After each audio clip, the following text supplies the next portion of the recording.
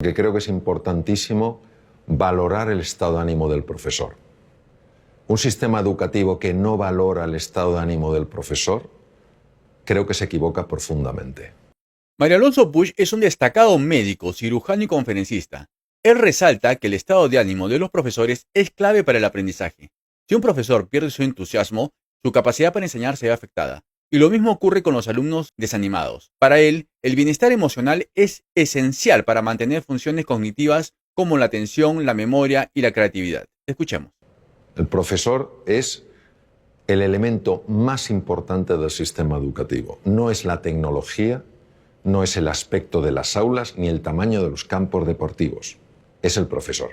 Y si un profesor ha perdido el ánimo, ánimo es alma, se ha desanimado, es importante ayudar a esa persona a que recupere el ánimo porque, primero, es una profesión importantísima. Segundo, porque lo necesita para estar bien y lo necesita para enseñar bien. E igual pasa con el alumno. Si un alumno ha perdido el ánimo, es muy difícil que pueda captar nada. ¿Por qué es tan importante? Nosotros somos hijos de Descartes. Y Descartes, filósofo del siglo XVII, padre de la filosofía racionalista, obviamente fue un hombre muy brillante. Sin embargo, dijo algo que penetró mucho en el inconsciente colectivo y vivimos de acuerdo a aquello. Él hablaba de que había procesos mentales, res cogitans, y elementos físicos corporales, res extensa, y que no se comunicaban prácticamente. Esto nos ha llevado a pensar que el aprendizaje, el conocimiento, pues es una cosa fundamentalmente intelectual, cognitiva, y el elemento emocional era un tema de pasada. Si estabas a gusto, bien, pero tampoco afectaba. Uno de mis maestros, Antonio Damasio, escribió un libro precioso con un gran componente científico, se llama El error de Descartes, donde claramente muestra que si tú aboles, dañas la parte emocional, inevitablemente estás perturbando y dañando seriamente la parte cognitiva. Cuando se estudia la neurociencia afectiva, se ve que una persona, por ejemplo, que haya perdido el ánimo, que esté desilusionada, que esté desesperanzada, que se sienta impotente, no tiene el mismo riego cerebral que una persona que se sienta con ilusión, que se sienta con ánimo y se sienta con ganas.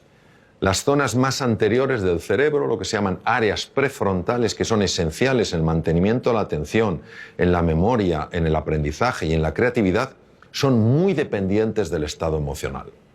Por eso una persona entusiasmada, con un proyecto, ilusionada, que se siente a gusto, acompañada de gente que cree en ella, etcétera, etcétera, es una persona mucho más inteligente, mucho más creativa y mucho más emprendedora. La misma persona, si le cae el ánimo, si se siente incapaz, etcétera, no importa si es capaz o no, no ejercitará esas capacidades porque las tiene abolidas. El cuidado del ánimo, del estado de ánimo, en alumnos y profesores es clave. Entonces, a veces nos embelesa la tecnología. Y está muy bien la tecnología. El elemento esencial siempre será el profesor y su relación con el alumno.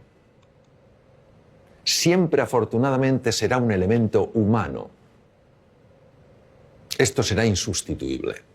Entonces, por eso me parece clave. Cuando uno sabe que esto es importante, lo puede cuidar. Entonces, ¿qué se puede hacer? Lo que se puede hacer es, sencillamente, crear un espacio de verdadera escucha donde las personas, sin ningún tipo de miedo, puedan transmitir lo que sienten y lo que necesitan y no tener que ocultárselo. Y si un profesor dice, he perdido el ánimo, es importante creer en esa persona, valorarla, desafiarla y acompañarla a que lo recupere.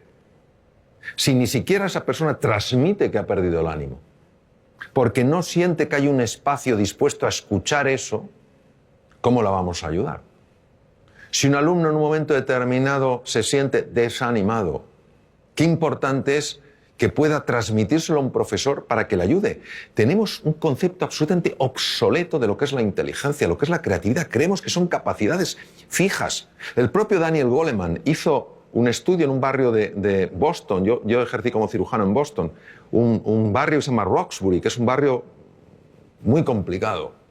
Niños con cocientes intelectuales muy bajos.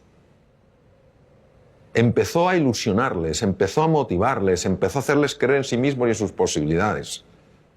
Pasado unos meses les volvieron a hacer un test de cociente intelectual, que lo lógico es que hubieran sacado la misma puntuación y algunos sacaron 20 puntos más.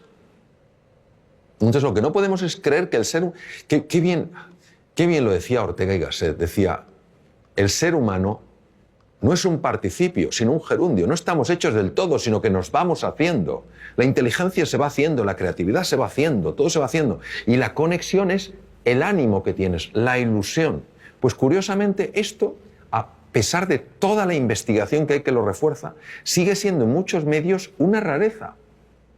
Es como una conversación que no se tiene. Parece que estamos en el siglo XVII. Que hemos avanzado mucho tecnológicamente, pero no tenemos el tipo de conversación que a lo mejor podríamos tener para tocar temas de esta envergadura. Y no hay nadie que no tenga momentos con el ánimo caído y necesite que alguien le ayude a levantarlo. Si lo podemos expresar con confianza, si podemos abrir nuestra vulnerabilidad sin sentirnos en peligro, es que todos ganamos. Si te gustó el contenido, compártelo con tus amigos y colegas.